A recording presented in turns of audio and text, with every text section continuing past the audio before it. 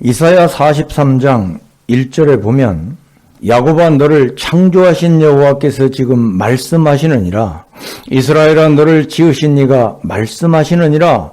너는 두려워하지 말라. 내가 너를 구속하였고 내가 너를 지명하여 불렀나니 너는 내 것이라.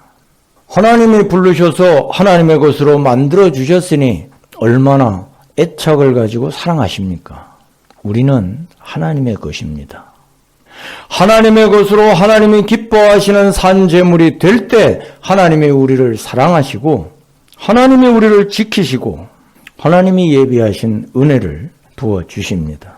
그런데 하나님이 지켜주시는 그 정도는 사람마다 다릅니다.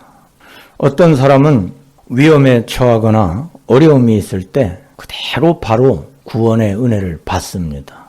어떤 사람은 이와는 반대로 아무리 소리치고 외쳐도 그 과정을 통과하면서 고통을 당하는 중에 자기가 깨닫고 자기가 고쳐져서 그 구렁텅이를 나오기도 합니다.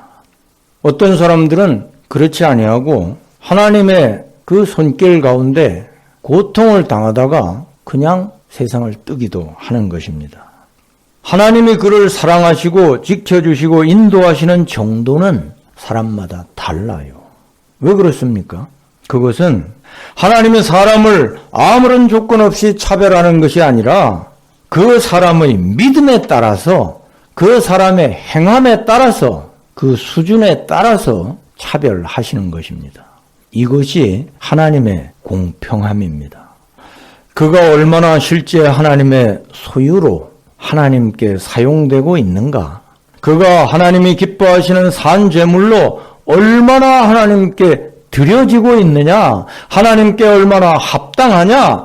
그 성도의 실제 행함, 그 수준에 따라서 하나님은 공평하게 대우하실 수밖에는 없는 것입니다. 이 땅에서도 그러고 저 천국에서도 그러합니다. 갈라디아서 3장 9절에 그러므로 믿음으로 말미암은 자는 믿음이 있는 아브라함과 함께 복을 받느니라 했습니다. 성도는 영적인 아브라함의 후손으로 아브라함과 함께 복을 받도록 하나님이 정해 두셨습니다. 그런데 그렇게 복을 받는 정도는 그 사람이 얼마나 아브라함의 믿음을 닮아서 믿음에서 행하느냐 거기에 달린 것입니다. 무조건 하나님의 아들이 되어서 아브라함의 영적인 후손이 되었다고 해서 그냥 아브라함처럼 모든 복을 영육간에 풍성하게 받는 것 아닙니다. 아브라함처럼 행해야 아브라함처럼 믿음의 그릇이 만들어져야 하나님이 그 은혜를 그만큼 부으십니다.